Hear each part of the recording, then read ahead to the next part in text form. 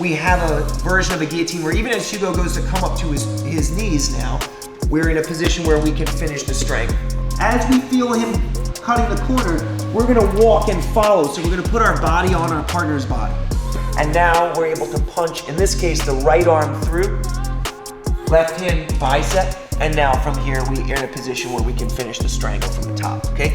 You're working on a guillotine and your partner ducks out. Now, if you have a tight guillotine, ducking out is usually not a good idea.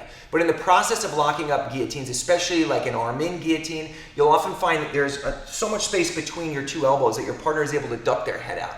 When this happens, there's a feeling that you're gonna face plant onto the floor. So it looks something like this. Let's say we're in a front headlock situation and I decide I wanna try to work guillotine. I'm starting to tighten everything up and Hugo steps up on his right side and starts to bring his head up here.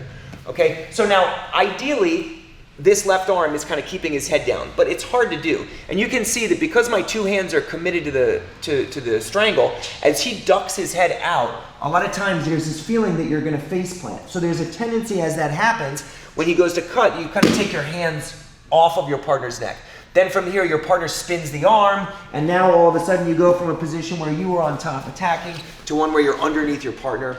Okay, that's no good. So occasionally, not even occasionally, but like a lot of times when you feel your partner moving and your hands are committed, one good answer is to simply follow them in the direction they're going. So this is a good example where we're locked up and we feel like we're starting to set our guillotine. Maybe your intention is to lock up an anaconda, or you're starting to prep to cut the corner for a Darce, and your partner opens up this side and brings their head up and starts to sit out. When we feel this, we're just gonna put our forehead on the floor. Okay, we're gonna keep some tension here on the left arm so that we're not loosening everything. I do wanna keep my hands locked, and we wanna close off our partner's head so that there's not this feeling of getting kimura. As we feel him cutting the corner, we're gonna walk and follow. So we're gonna put our body on our partner's body.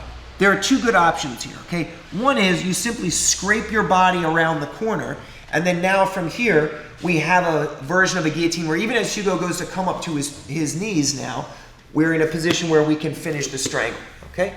Alternatively, you can even follow your partner up in a little bit of a different way, where as he goes to duck, my head goes down to the floor, we come all the way around the corner, and now we're able to punch, in this case, the right arm through, left hand bicep, and now from here we're in a position where we can finish the strangle from the top, okay? So we start front headlock and we're starting to set a guillotine and our partner goes to duck.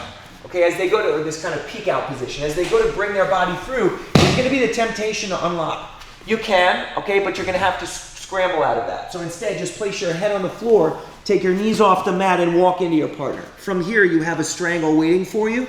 If you feel like you're falling off of your partner, just continue so your two knees are on the opposite side.